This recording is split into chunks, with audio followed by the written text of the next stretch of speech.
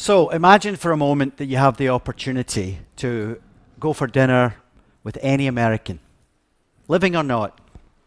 Who would you choose? George Washington? Abraham Lincoln? Rosa Parks? I'm a food guy, and for a food guy like me, I would choose Norman Borlaug. Now, if you don't know who Norman Borlaug is, it's a real shame. Because Norman was a botanist from Iowa who developed semi-dwarf, high-yield, disease-resisting wheat varieties in the mid-20th century. His methods transformed food production in Mexico, India, and Pakistan. And his methods were followed across the world in many different places. He was awarded the Nobel Prize in 1970, the Nobel Peace Prize in 1970 for his work. And it really is not an exaggeration to say that he was the man that saved 1 billion lives. Now, we've had major advancements in food over the last 100 years. My parents told me about World War II and post-World War II, when ration books were the order of the day, when there was limits on the amount of meat and eggs and butter that you could access, ration books, and you would only get a limited amount for your family. Now, think where we are today, the advancements that have transformed where food production is. And that's been fantastic, but as we sit today, we need to make much, much, much more progress in the future. We need to double food production by the year 2050. And the current systems and infrastructure are just not capable of producing the amount of food that we're going to need in the year 2050. So this challenge, the challenge of food production, is something that Wal-Mart thinks a lot about. Take a commodity like bananas, which is our number one item. We sell over 1.1 billion pounds of bananas in our stores. And it's astonishing the amount of water that's used to produce those bananas, the amount of fertilizers that's used to produce those bananas, and the cost associated with that. So we really feel that we face the same challenges that the world faces. And that challenge effectively is, how do we produce more food sustainably? Because the practices we have today, one banana, we sell 1 billion pounds, one banana, 27 gallons of water. It's not sustainable as we try and grow the food for the planet and as we try and double the production that's going to have to happen in that period of time. And at the same time as doubling production, we need to produce food that's safe, food that's affordable, and food that is sustainable to the planet. It is the only way forward. The challenge as we think about the food industry is very much about taking a holistic view. The interdependency of the food industry is something I come across a lot. I've got a really great job, and I get the opportunity to visit some fantastic places and really interesting places. One of the things I did not long ago was down in Mississippi, spending some time with some farmers who produced an inordinate amount of soy and corn, helping feed people around the world.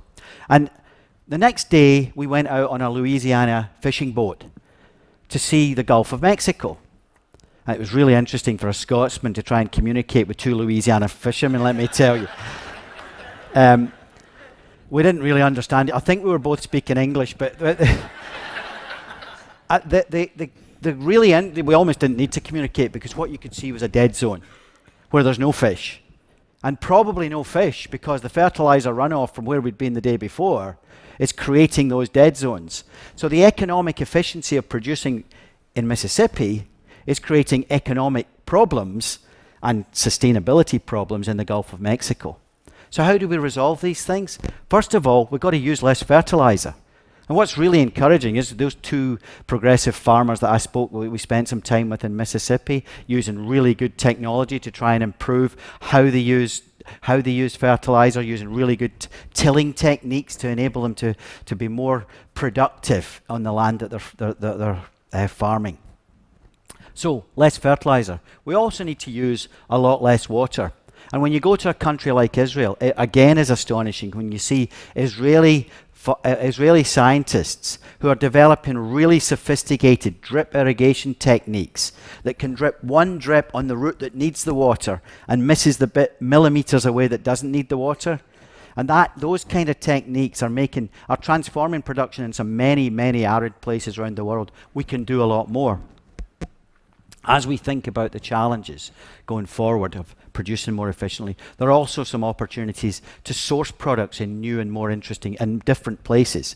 Peru is somewhere we've been spending a lot of time recently. Peru, lots of water in the Andes, relatively temperate climate for an equatorial country, for the southern winds coming through, and soil that can be fertile.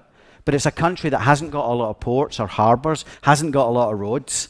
So the kind of public service, private service interfaces to try and challenge these things. We've opened an office in Lima. We really believe that there's opportunities to produce a lot more great product there that can help to feed the world.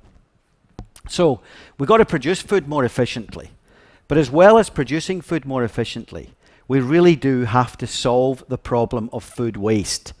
Let's use the food that we do produce much more effectively.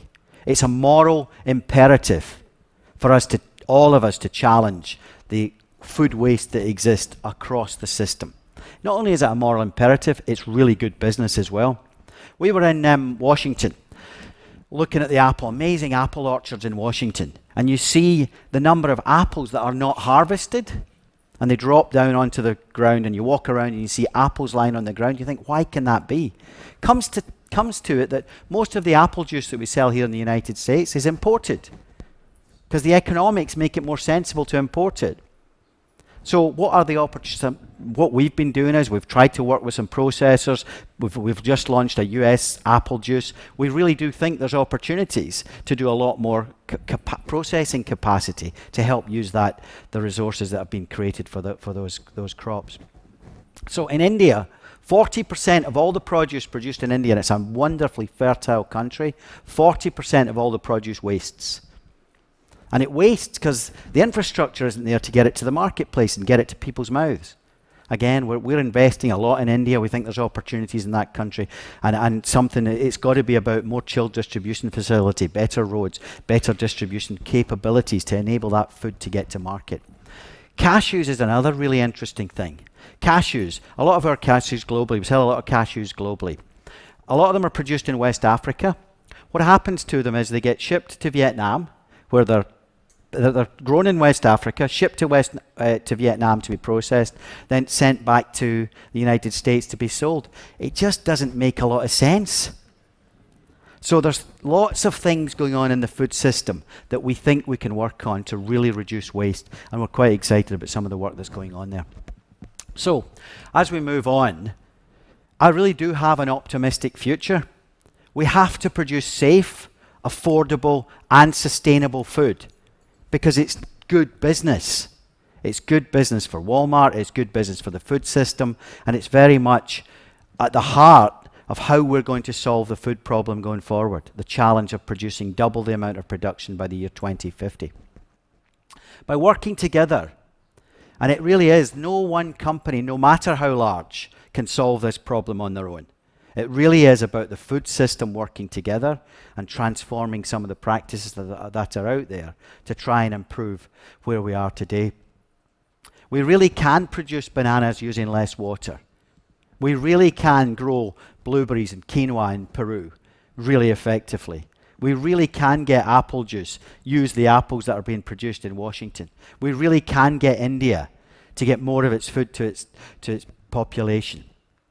And really, as my hero Norman Borlaug said, man can and must prevent the tragedy of famine in the future, instead of merely trying with pious regret to salvage the human wreckage of that famine.